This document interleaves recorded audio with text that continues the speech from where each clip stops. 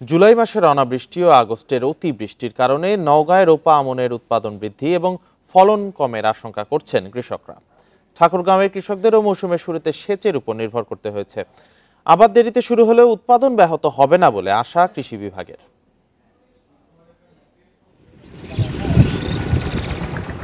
ধান উৎপাদনে অন্যতম জেলা নওগাঁয় চলতি মৌসুমে রোপা আমনের আবাদ শুরু হয়েছে কিছুটা দেরিতে। কৃষকরা বলছেন, জুলাই মাসে অনাবৃষ্টিতে ধান রোপণ পিছিয়ে যায়। পরে ৮৫% জমিতে সেচের মাধ্যমে আবাদ করা হয়। বাকি অংশে আগস্টের বৃষ্টির পানিতে চারা রোপণ করা হলেও অনেকের বীজতলা ডুবে উৎপাদন ব্যয় বেড়েছে। আবার দেরিতে আবাদের কারণে রয়েছে কম উৎপাদনের আশঙ্কা।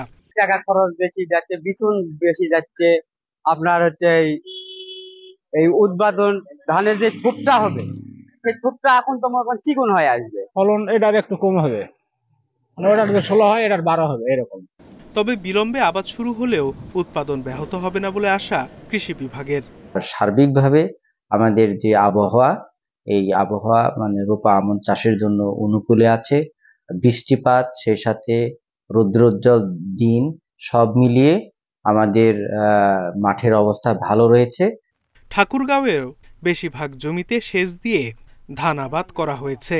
এখন বৃষ্টি হওয়ায় সেচ লাগছে না। এ অবস্থায় লক্ষ্যমাত্রা পূরণে আশাবাদী কৃষি বিভাগ। আল্লাহ পাক এখন বৃষ্টি দিয়েছে, এই জন্য হয়তো এখন ধান লাগাইতেছি। আল্লাহ যদি রহমত হয় তো ইনশাল্লাহ ফলন কম হবে না। 15ই আগস্ট পর্যন্ত আমাদের যেগুলো আলোক অসংবেদনশীল জাত সেগুলো লাগানোর সুযোগ রয়েছে, এবং আলোক সংবেদনশীল জাত যেগুলো রয়েছে, বিশেষ করে সুগন্ধি জাত, সেগুলো কিন্তু আমরা সেপ্টেম্বর মাসের 15 তারিখ পর্যন্ত লাগাতে পারবো। এবার নওগাঁ ও ঠাকুরগাঁওয়ে 3,33,000 হেক্টর জমিতে ধান আবাদের লক্ষ্যমাত্রা নির্ধারণ করেছে কৃষি বিভাগ। Sadiqur Rahman Siddiqui, Independent News. এ বিষয়ে জানাতে ঠাকুরগাঁও থেকে যুক্ত হবেন সহকর্মী মোহাম্মদ শামসুজ্জোহা। শামসুজ্জোহা, পরপর 2 মাস অনাবৃষ্টি এবং অতিবৃষ্টিতে উৎপাদন ব্যয় বৃদ্ধি পেয়েছে। তো আসলে কৃষি বিভাগ যদিও আশা করছে যে উৎপাদন ব্যাহত হবে না, আপনার কাছে কি তথ্য আছে এই বিষয়ে? ঠাকুরগাঁওয়ের মাটি এবং আবহাওয়া ধান চাষের জন্য বেশ উপযোগী বলেই কিন্তু উত্তরের জেলা হিসেবে পরিচিত ঠাকুরগাঁও ধান চাষের একটি অন্যতম জেলা।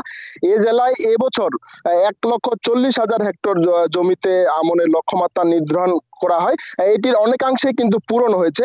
মৌসুমের প্রথমে অনাবৃষ্টি থাকার কারণে ঠাকুরগাঁওয়ের অধিকাংশ চাষি কিন্তু সেচ প্রয়োগ, অর্থাৎ এই গভীর এবং অগভীর নলকূপের মাধ্যমে সেচের চাহিদা পূরণ করেছেন, এবং অনেকাংশে কিন্তু এর আমনের লক্ষ্যমাত্রা পূরণ হয়েছে এবছর। এই কারণেই চাষিরা বলছেন যে সেচের খরচ, সেই সাথে পোকামাকড়ের জন্য অতিরিক্ত বিষ, বাজারে সারের দাম কিছুটা বেশি এবং শ্রমিকের খরচ বেশি, সব মিলিয়ে চাষিরা বলছেন এবছর অন্যান্য বছরের তুলনায় উৎপাদন খরচ কিছুটা বৃদ্ধি পাচ্ছে।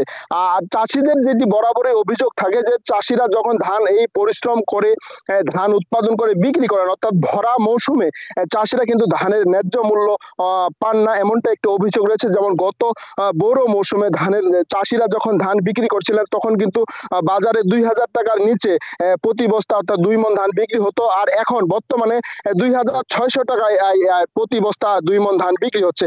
এই কারণে চাষিরা বলছেন যখন চাষিরা ধান বিক্রি করতে যান তখন বাজারে দাম কমে যায়, এবং যখন অন্যান্য ক্রেতারা ধানের যে চাল কিনতে যান তখন কিন্তু চালের দাম বেশি। চাষিরা বলছেন যে এই কারণেই এই বাজারে যে একটি সিন্ডিকেট রয়েছে, এই সিন্ডিকেটের দিকে কিন্তু সরকারের সুনির্দিষ্ট পদক্ষেপ দরকার বলে মনে করছেন। আরেকটি অভিযোগ রয়েছে, যেটি যখন সরকার ধান ক্রয় করেন, ধানের যখন একটি বাজার দর দেন, তখন কিন্তু মৌসুমের শেষে, অর্থাৎ চাষিদের ধান বিক্রি হওয়ার পরে কিন্তু সরকারের বাজারের দর নির্ধারণ করেন।